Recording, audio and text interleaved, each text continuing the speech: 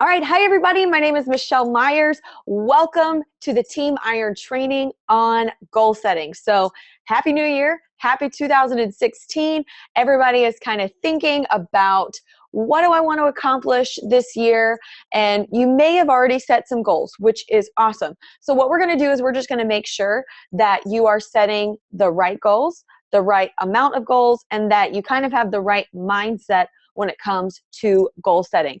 Because if you set the wrong goal, that doesn't make goal setting bad. It just means that you didn't necessarily set the right goal. So I've got 10 tips here, and then we'll kind of do some Q&A, but I'm going to try to go through these as quickly as possible. So if there is discussion, we can make sure that we do that. If you are here and you are on live with us, if you'll make sure to hit that little, at the bottom of your screen, you'll see the thing that says chat that has the little text bubble with the dots in it. If you'll click on that, you should be able to see the chat tab, which will allow you to interact with me and ask some questions, ask for clarification, and I will do my best to kind of dart over there every once in a while and look to make sure that you guys are tracking with me. So, all right, tip number 1 is identify your priorities first. So if you follow Chalene Johnson, this tip does not come as a surprise to you. But if your goals are not in line with your priorities, then you will either end up shifting your priorities, which I don't think is an option for any of us, or you end up succeeding in things that don't really matter to you. And so you need to make sure that you know what your priorities are. In fact, I love this. Michael Hyatt, a couple of years ago, he stopped even calling it goal setting. Like, he uses it like in like larger terms, but when you get into like smaller groups with it, he'll tell you that he uses the term goal setting because that's what other people refer to it as. That's how people will know what he's talking about. But for himself, in his like little study, he calls his goals his priority projects. He calls his goals his priority projects. And so he is making sure that his goals are in line with your priority. Because like, you can kind of use the term goal, you can use it kind of loosely. But if you say this is a priority project, you're not going to use that as huge. So make sure that you know your priorities. And when you look at your goals, ask yourself, is this in line with my priorities? So let me give you an example. For me to say, I'm going to take 2016 and I'm going to get in the absolute best shape of my life, that would not be a goal that would align with my priorities this year because I'm pregnant. And so maybe after the baby comes, then we can make that a goal to get back into like, kicking shape, fighting shape. But that's not a good goal for me right now. So think in the lines of, are my goals in line with my priorities? Make sure you know your priorities first. All right, tip number 2, set well-rounded goals. All right, so let me just be as honest as I can possibly be. I love this business. I have been a coach for over 7 years. I love it. I'm glad I'm here. It's the best job in the world. I wouldn't want to be anywhere else. It is an awesome business, but it is a terrible life. This is an awesome business, but is a terrible life. This business cannot consume everything that you are, because if it does, then you're going to become unrelatable to everybody that is not a Beachbody coach. So if all of your goals are wrapped up simply in your Beachbody business, you are not going to be able to relate to anybody that is a prospect. You're not going to be able to have anything in common with people outside of this business if this business is all you're pursuing. And so you want to have goals that are not just centered around this business. You want to have goals that are based on all of your priorities that are outside of this business. Because if you're growing in those areas, you're going to be meeting other people that are also growing. That may be a good fit to bring over as a customer or as a coach. And so set well-rounded goals. When you look at your goals for 2016, if every single one of them is wrapped up in your business, you got some work to do, because you want to work to be a well-rounded person so that you can identify and network with and relate to a bunch of different people that are going to find you relatable. And in order to do that, you got to be growing in a lot of different areas. So set well-rounded goals. All right, tip number 3, stay focused. Stay focused. So just like we wouldn't say that we have 25 priorities in our life, you don't need 25 goals for 2016. So here's a good test for you to know if you've set the right number of goals. For those of you that have already set goals for 2016, if I asked you what are your 2016 goals, could you rattle them off to me right now? Could you say this, this, this, this, and have them and have it nailed down and you're good to go? Because there are a lot of productivity studies that have been done, and they show that we can't focus on more than 5 to 7 things at one time. Like, it's impossible. And so you probably shouldn't set more than 5 to 7 goals for yourself. And if you don't have 5, that's okay. You don't have to have 5. But you should be able at any given time when somebody asks you, if I were to say, what are your goals for 2016? You should be able to rattle them off. If you have to look at notes to be able to tell me what your goals are, then you've set too many. You've set too many goals. And so make sure that you are staying focused by limiting the number of goals that you have. Now, here's the thing. If you set goals, there are going to be probably a bunch of little steps throughout the way to where you have to take a goal and you have to break it down into several goals, to where maybe if your goal is to be a premier coach this year, to where you know that you've got to be at least 2-star diamond and you're sitting at diamond right now. That would mean that you would have to work with a minimum of 2, but probably more personally sponsored coaches to help them rank advanced to diamond. And then there's a couple of other things that also have to happen within your business as well. And so that's going to mean that that goal is going to have to get broken down over the course of the year in order for you to get there. But still, this is my goal by the end of the year. Then you'll work to reverse engineer that goal to make it happen in smaller steps. All right. So then, number 4, set goals that make you uncomfortable. All right. So there's 3 zones that we can live in when it comes to goal setting. So the first zone is the comfort zone. Now, if you're setting zones in the comfort zone, that means that they're not really goals, they're givens. Okay, I'm just going to be as honest with you as I possibly can. If you look at your goal list and you go, okay, well, I'm setting this as a goal because, like, if I just remotely do the bare minimum and do exactly what I did last year, then there's probably no way that this can happen. So I know that I'll succeed, and I'm comfortable with that, and I'm confident in telling as many people as possible because it's inevitable that it's going to happen. If it's inevitable that it's going to happen, it's a given, it's not a goal. And so goals that are set in your comfort zone are not going to change you, and they're not going to grow you, and you're not going to be put in the right direction. So do not set goals that are in the comfortable zone. Now, the next zone up is the uncomfortable zone. It's the zone to where you go, yeesh, did I really just write that down? Okay, I can do this. It's going to take a lot of effort and a lot of work, and man, if I don't commit and if I don't show up every single day, it's not going to happen. But I know that this is what I'm supposed to do, and so this is what I'm going to commit to, but it kind of scares the pants off of me. That's a good goal for you in the uncomfortable zone. The uncomfortable zone means it's uncomfortable enough to where it scares you, yet you can still make a plan to make it happen.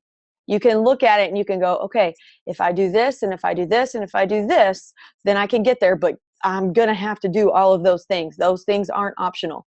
I can't choose to coast. I'm going to have to be there.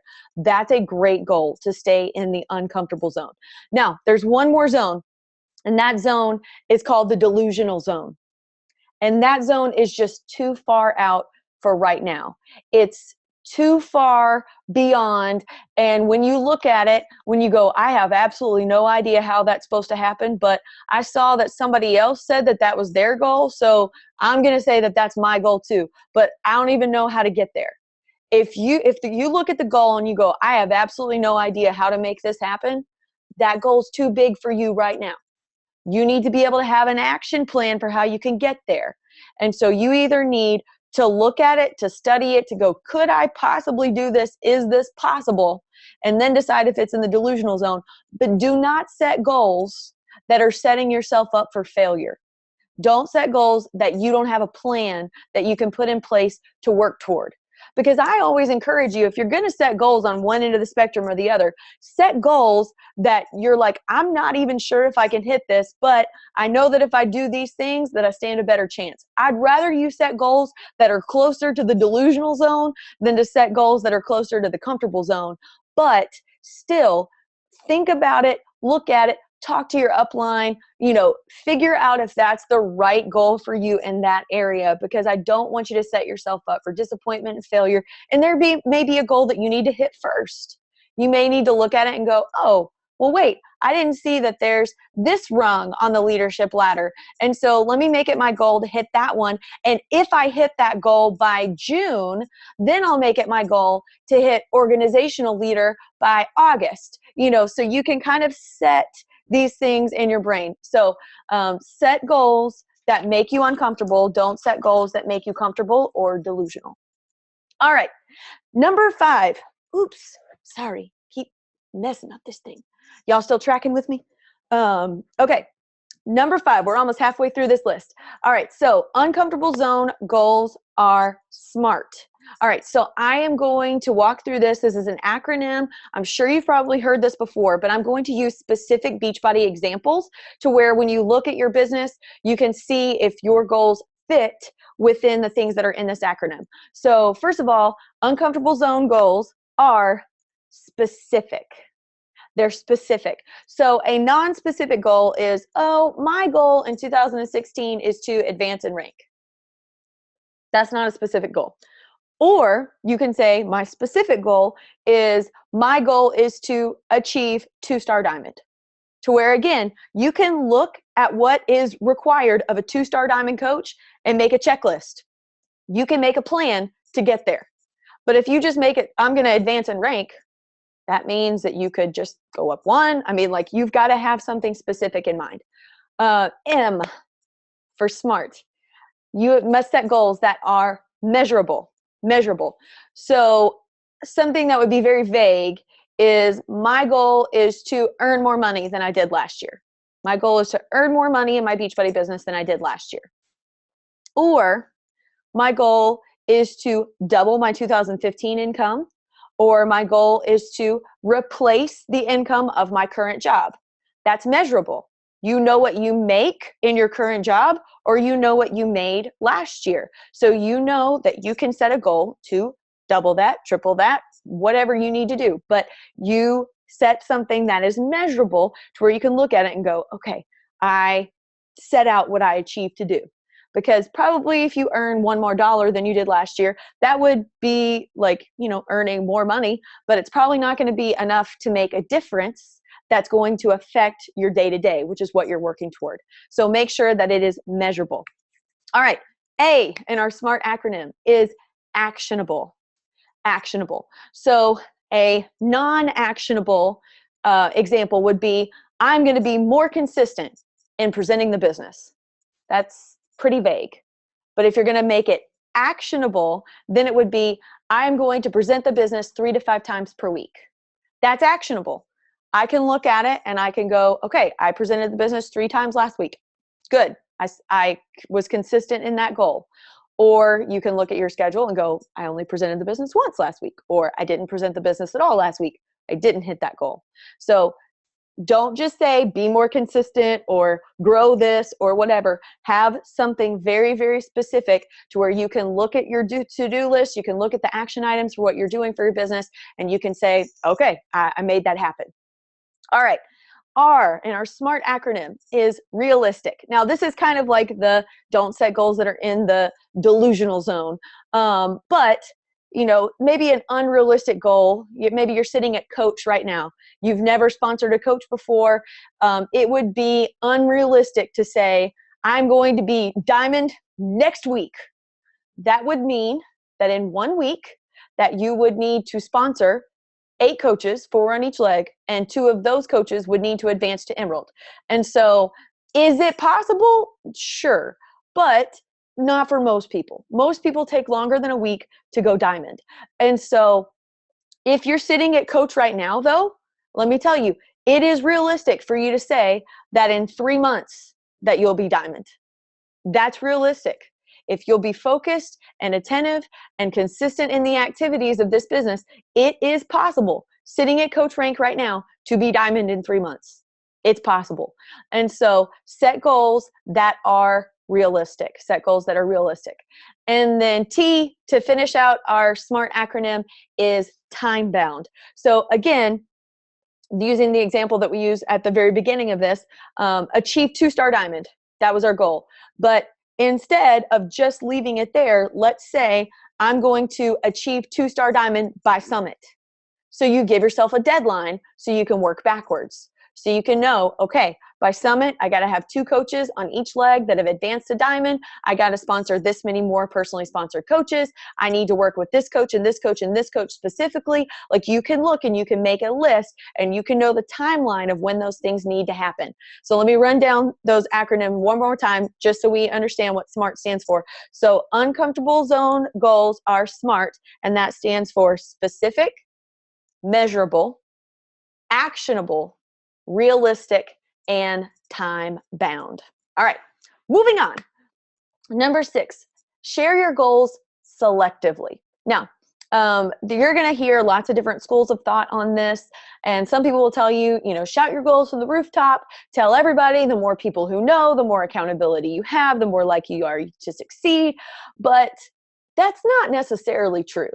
Like, I've seen people that have posted goals before and talked about their goals before, and it was just kind of like, okay, that's nice, because I didn't really have a close relationship to them, and so it's not like I was going to be checking in on them to see how they were doing, But if you'll share your goals selectively, if you'll share your goals with the people who are either A, committed to helping you achieve them, or there's someone in your life that holds you accountable, those are beneficial people to share your goals with. So either somebody that is committed to helping you achieve the goal, or somebody that holds you accountable in your life. Those are people that need to know your goals. If they fit in those 2 categories. So for example, if you have a goal for your Beachbuddy business that involves your downline and involves their involvement in what they're doing and what, because this is a team business. It's why, when I got elite this year, I said that Team Myers is an elite team, because I couldn't have gotten elite on my own. Elite is something that is a combination of personal activity and team activity. And so my saying that I'm an elite coach and not saying that we're an elite team is ludicrous, because I can't do it without y'all.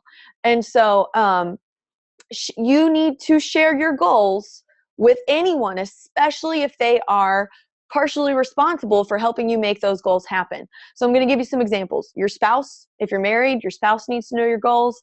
Your upline, your downline, your mentor, close friends. Those are people that are really beneficial to share your goals with, because those are people that are going to either help you achieve those, or they're going to ask you questions about how you're doing and support you and encourage you and hold you accountable along the way.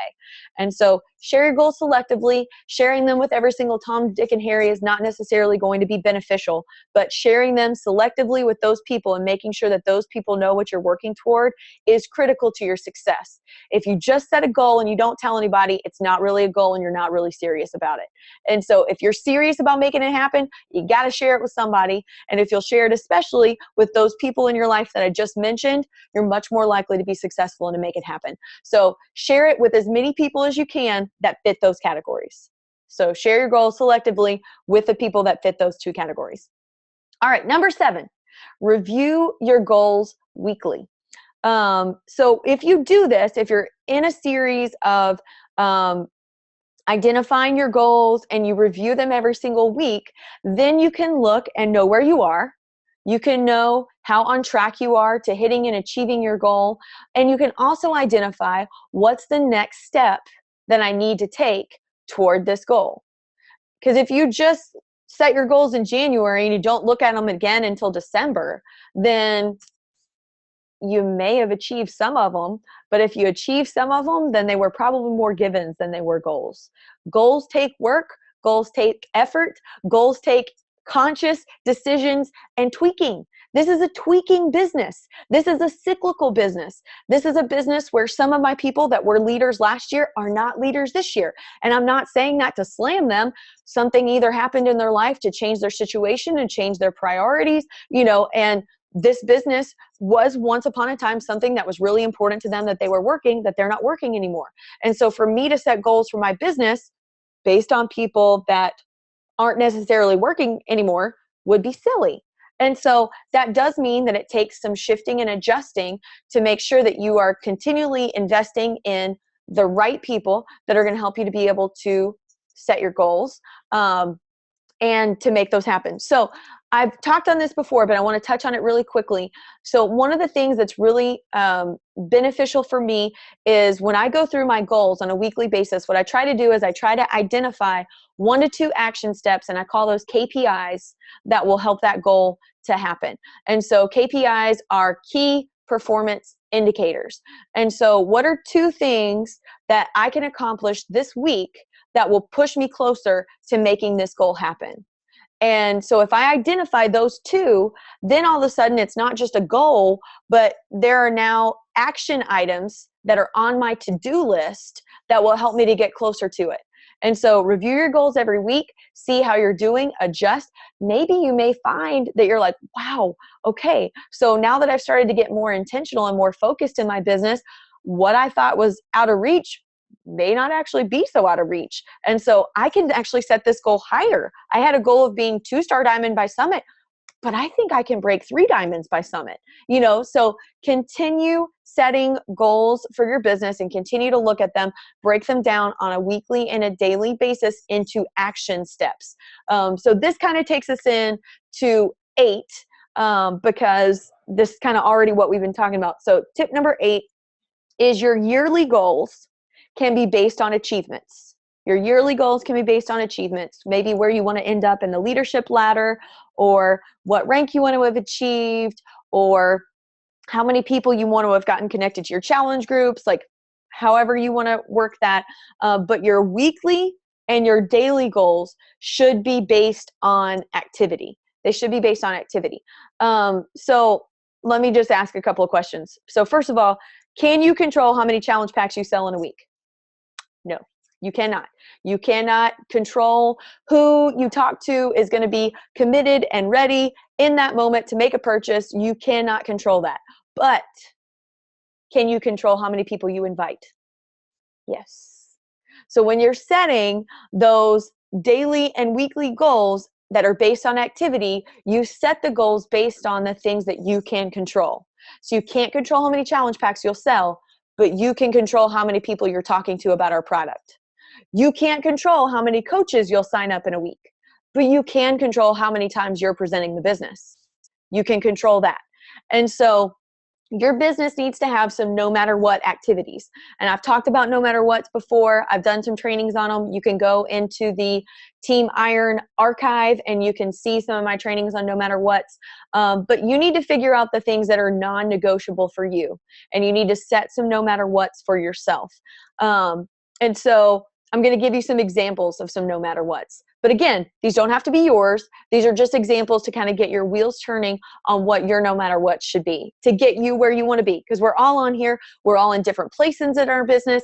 We all have different goals in our business. And so saying that these need to be everybody's no matter what's is not feasible. So take these and tweak them to where you need them for your business. So here's some examples. Invite 2 people a day to try one of our products. Present the business 3 to 5 times a week. That was in my focus building years. I was absolutely committed. I actually presented the business 5 to 8 times a week because I wanted to grow a strong team.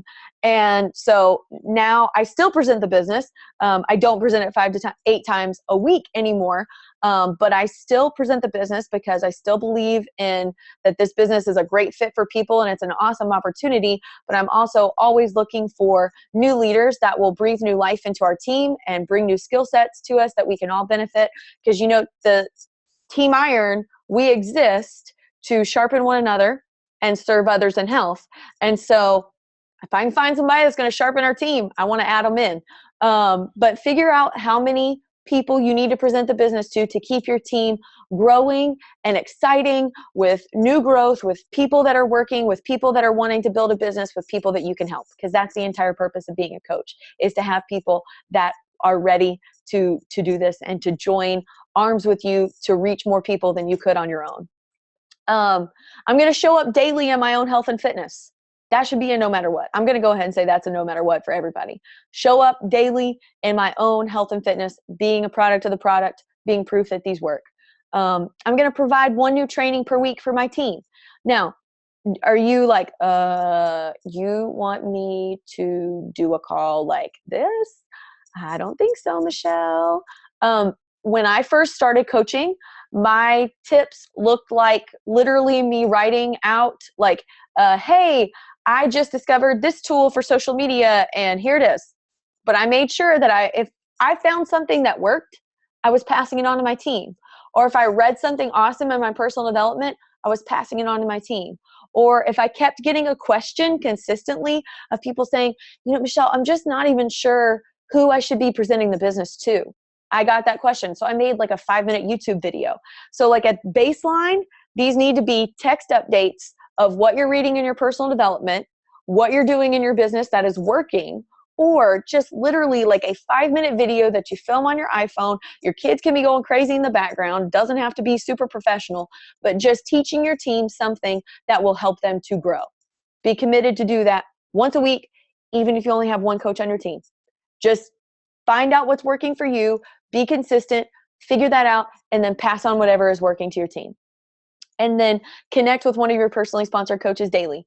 Reach out, say how you doing, reply to their emails, check your team group, reply to their questions, see their interaction and their engagement on the training that you provide, but make sure that you are reaching out and connecting with them. Those are just some examples of some no matter what's. And so make sure that you have those no matter what's in place. If you haven't already, make sure that you watch the live power hour that I did at the end of December, that will be extremely beneficial in helping you either figure out what you need to be doing for your business on a daily basis, or how you can train your coaches on what they need to be doing.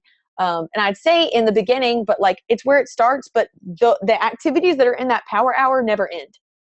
The power hour stuff that happens, like that's non-negotiable. No matter where you are in your business, you need to be doing that, because if you're not doing those activities that are in that power hour, that's when your business is going to get stale and stagnant, and we can only coast in one direction, and we don't want to coast in one direction. We want to be moving forward.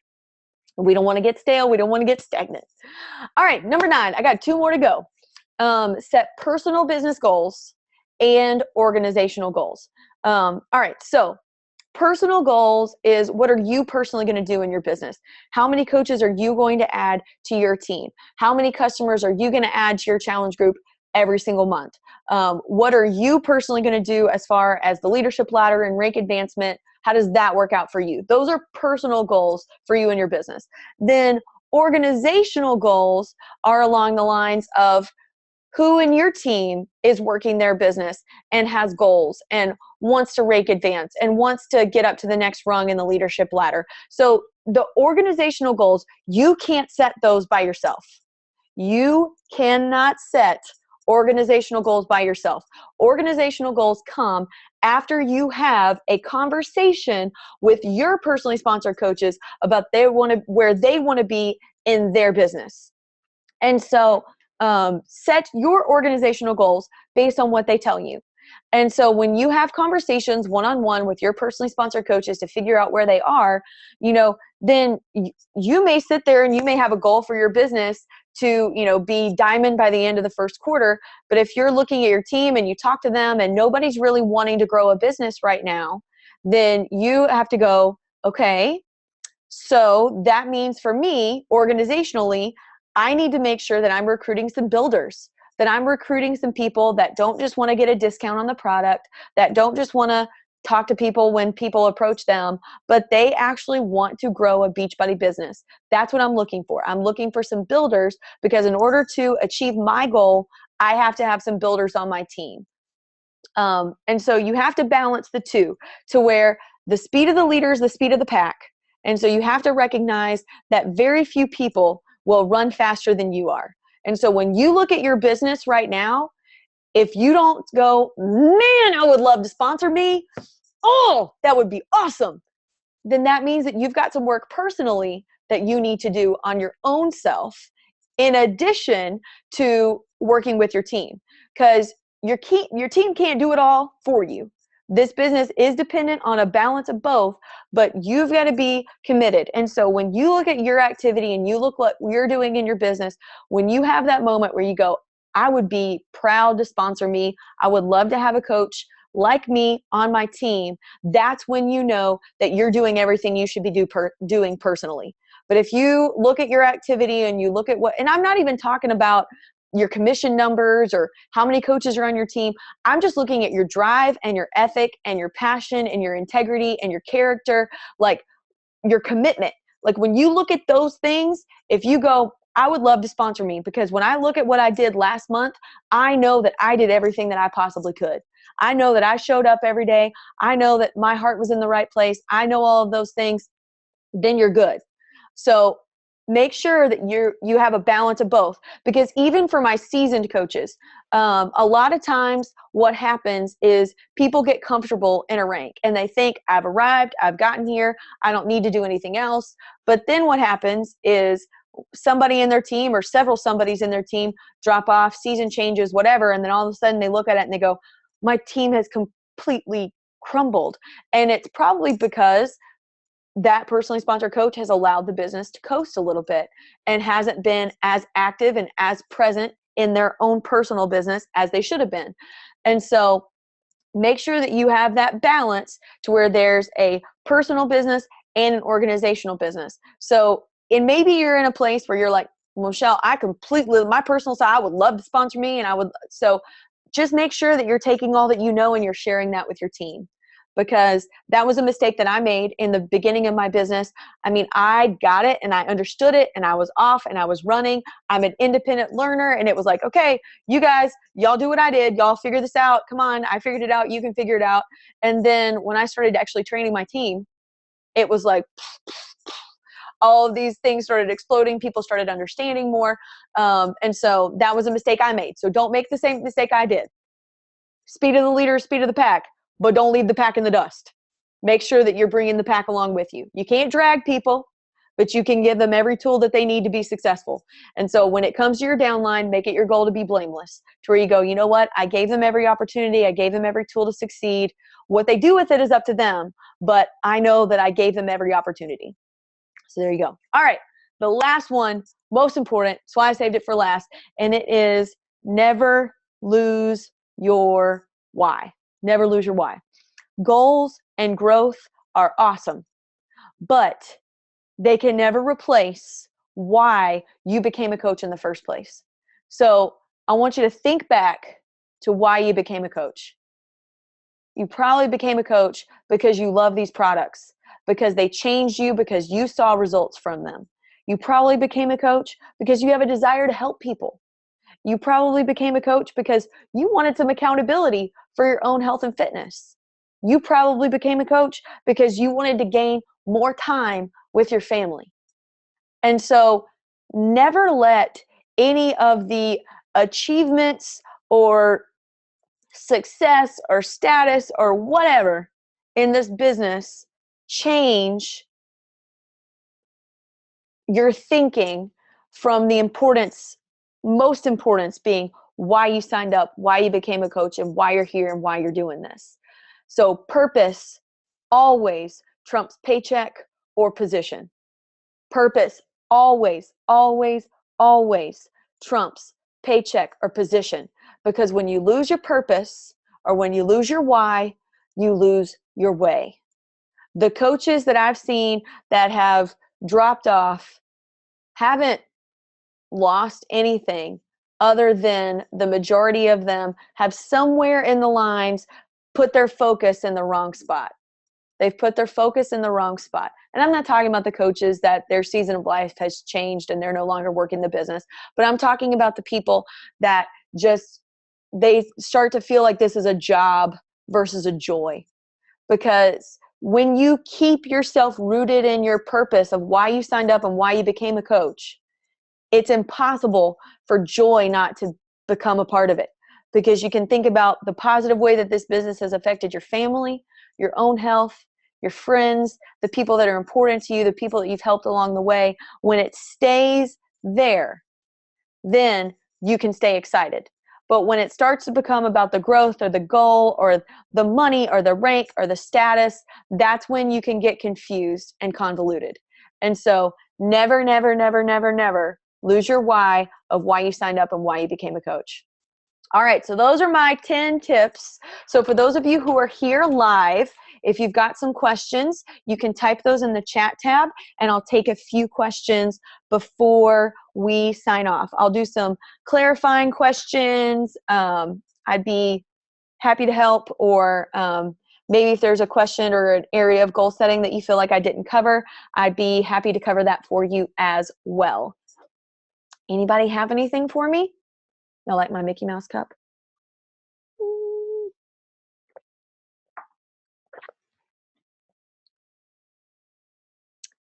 Is the Power Hour video in the Files tab?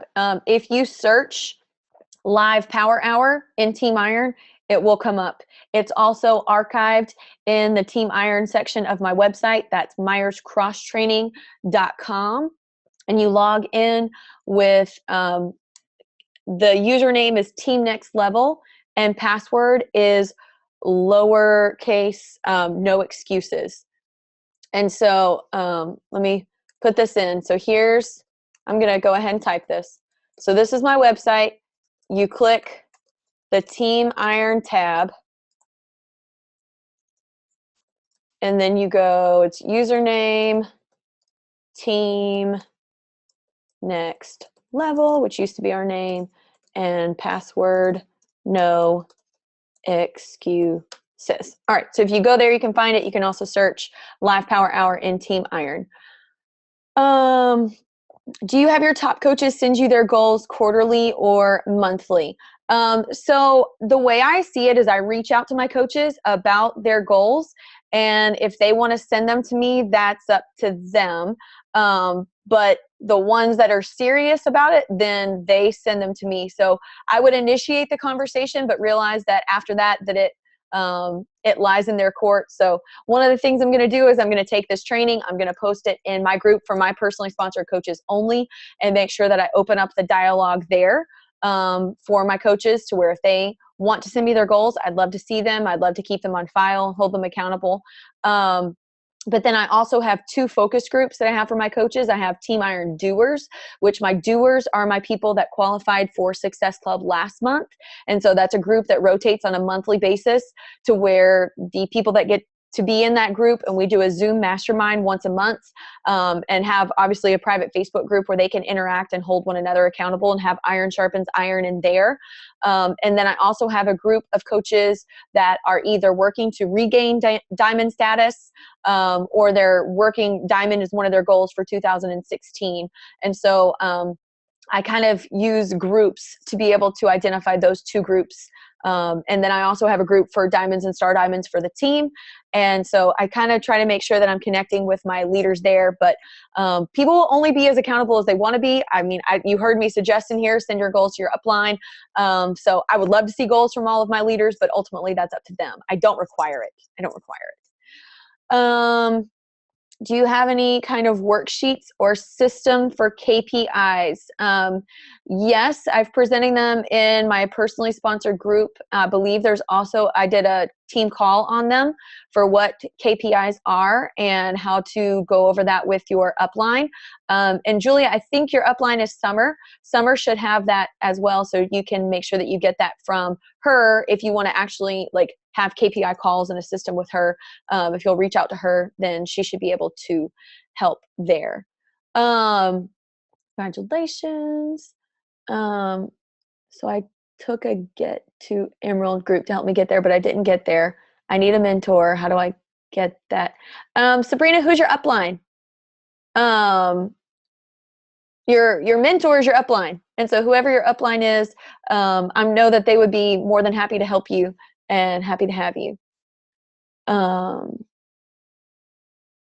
Summer, yeah, just reach out to Summer. Summer would be more than happy to help you. So just tell her what you're wanting to do, and she'll make that happen. Do I have a video or training about presenting the opportunity? Yes, bazillions. If you look at what I posted in here about the Team Iron, I have literally 5 years of training, webcasts, conference calls, documents, not just for me, but from leaders on our team and cross-line leaders within Beachbody. And so if you have not used that resource yet that is available to you, please make sure that you go to my website, log in, and see everything that is there for you, because there's like literally 5 years worth of training there, challenge groups, presenting the business, you name it, it's there. You name it, it's there. All right. All right, I think that's it. So I'm going to go ahead and stop the recording and get this posted for you guys later. But thank you guys for taking the time to be on live. For those of you that watch the recording, please make sure that you reach out to your upline to chat with them about anything that you saw. So, okay, you guys are fantastic. Thanks again for being here, and I'll see you guys next time. Bye-bye.